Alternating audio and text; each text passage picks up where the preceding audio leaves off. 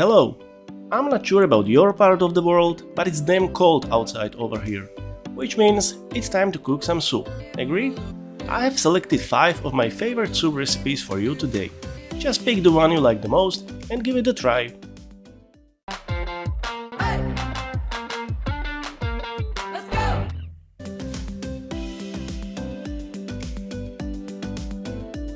We will need a lot of veggies for this soup, and you can choose the ones you like the most.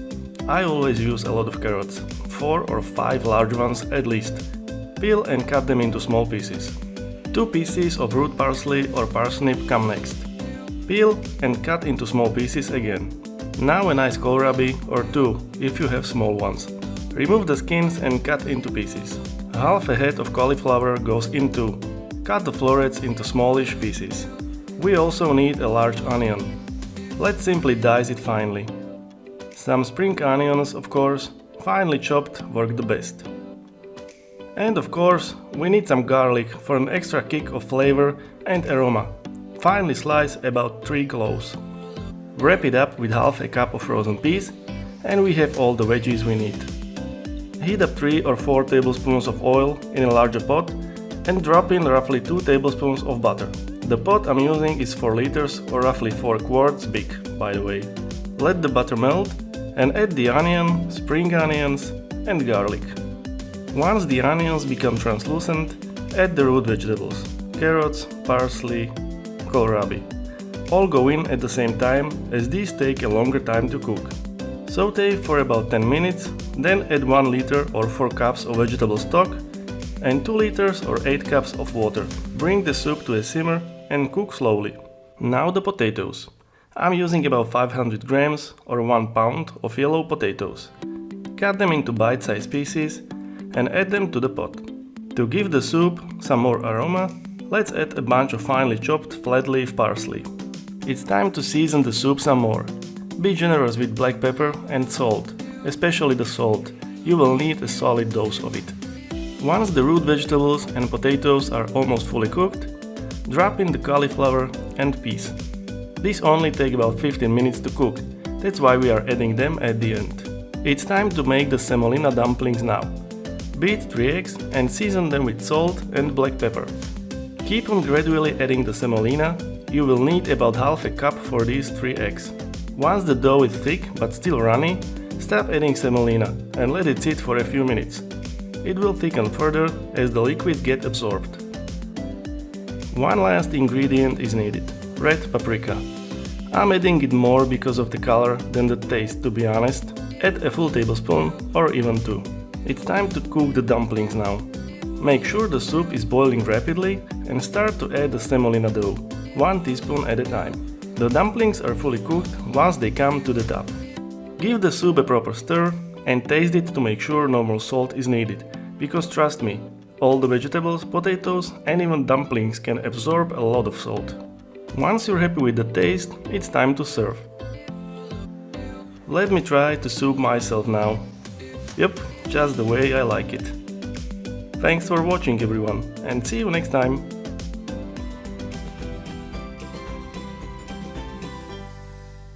As you can see, the soup requires just a bunch of ingredients and nothing out of the ordinary. Let's start by heating up 2 or 3 tablespoons of olive oil and about 2 tablespoons of butter in a smaller soup pot. The one I'm using can take about 3 liters or 3 quarts. Once the butter melts, add 2 finely chopped medium-sized onions and 3 chopped cloves of garlic. Saute on high for a few minutes, then add finely sliced smoked bacon. I have used about 100 grams or 3.5 ounces. I'm using fresh green beans, so it's time to clean and cut those. Remove the tips and ends, these are hard and not really edible.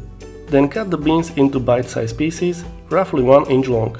By the way, it's perfectly fine to use frozen green beans if you can't get fresh ones.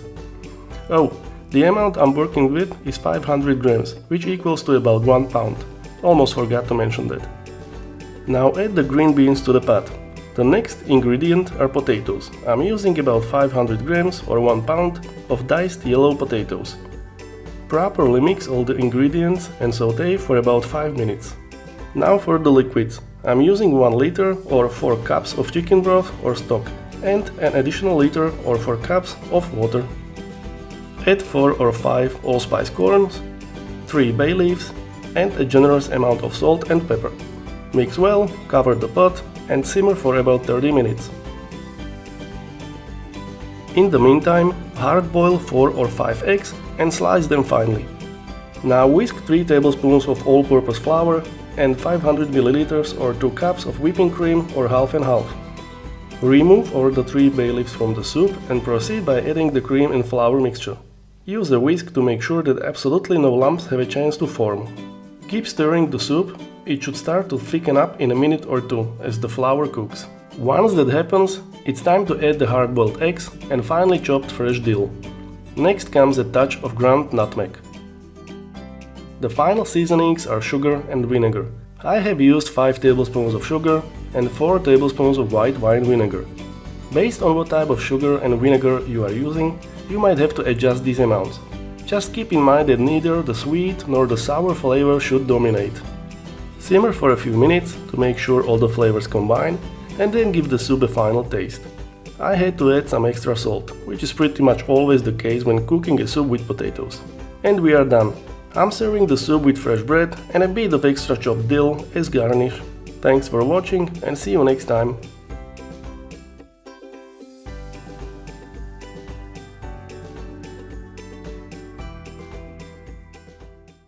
You can see all the ingredients on the screen now, and we will also need some salt and black pepper, of course.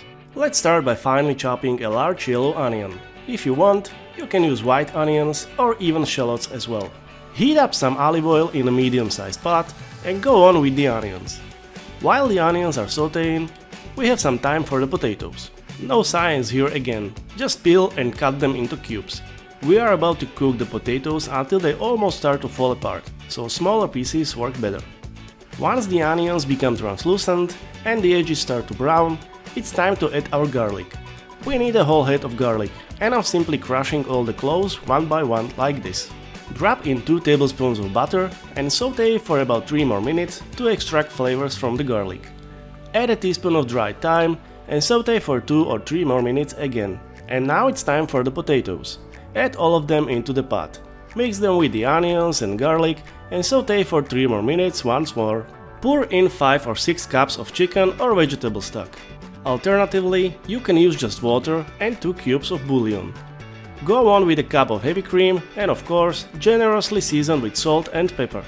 You will need about a teaspoon of each, but it's better to add less at first and add more later if needed. Mix everything together properly, cover the pot with the lid and cook on medium heat for about 15 or maybe 20 minutes. Once the potatoes are easy to break with a fork like this, we are good and it's time for the next step. I am sure you have a hand blender at home, so let's put it to good use now. We want to make sure that all the potatoes, onions and garlic are blended finely and there are no lumps left whatsoever. It shouldn't take longer than 2 or 3 minutes, and once we are there, it's time for a taste test. You will likely have to add a bit of salt and black pepper, which I'm doing as well. Mix everything again and cook for a minute or 2. And it's time to serve. There are many ways to garnish this soup, and here are my 2 favorite ones. Homemade bread croutons and finely chopped chives is a sure hit. But you can also use roasted bacon bits, a nice amount of cheddar cheese and again some chives on top. So what do you think? I'd say the soup looks just great and I can't wait to try it. Did you like this recipe? You know what to do. Hit the subscribe button so you don't miss the following ones. See you next time!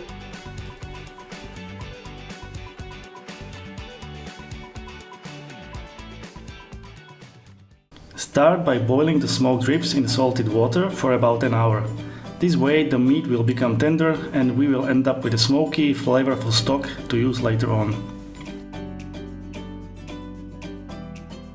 Let's prepare the veggies in the meantime. I'm using celery, carrots, root parsley or parsnip and kohlrabi. Cut all the vegetables into smaller pieces. Choose a size that you're fine with.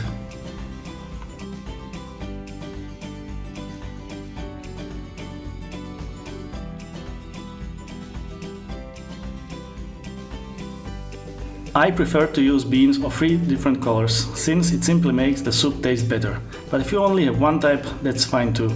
Make sure to soak them in water for at least 2 or 3 hours or even overnight. That's the best case scenario. Strain the beans and set them aside. By now, the ribs should be fully cooked, so take them out to cool down. The water they've been cooking in will serve as the base for our soup.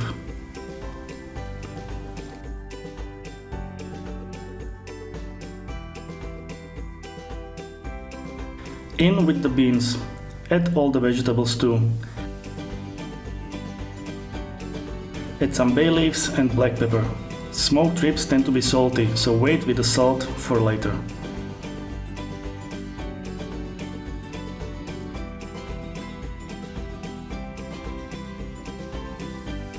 I love to add a lot of flat leaf parsley, like a big handful of it. Cut the leaves finely and into the pot with them.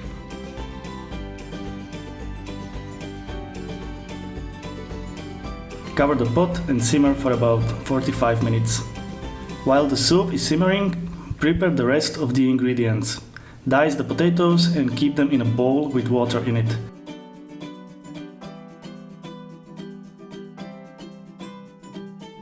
The ribs should be cold enough to handle by now, so take all the meat off the bones and then cut it into smaller pieces.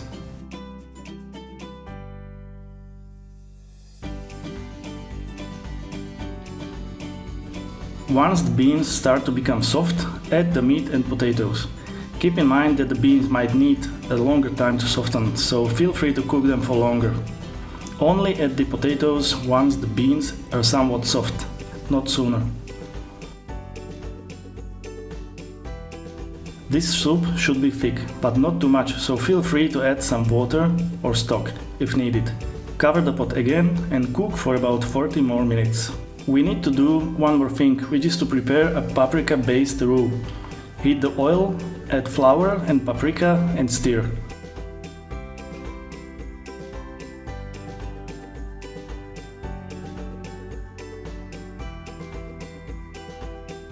Now gradually add water while stirring until you reach the desired consistency. The roux should be thick but still somewhat runny.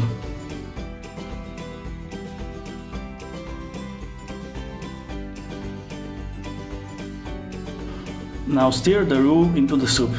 Make sure there are no lumps forming. Cook the soup for about 10 minutes and give it a taste. I decided to add some more red paprika, salt and black pepper.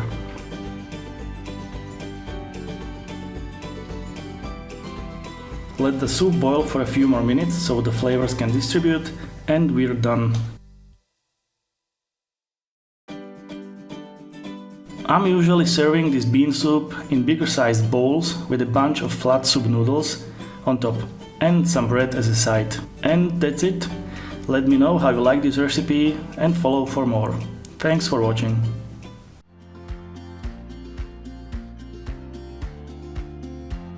Start by finely chopping a large yellow onion.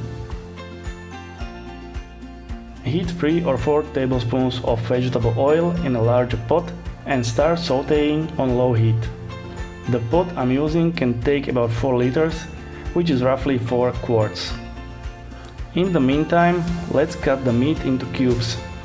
I'm using pork shoulder, both the butt and shank cuts are fine. You might use a different cut of meat, just use something with a bit of fat in it. For this pot size, you will need about 750 grams or 1.5 pounds of meat. Once the onions become translucent, add the meat into the pot. Properly season with salt and black pepper.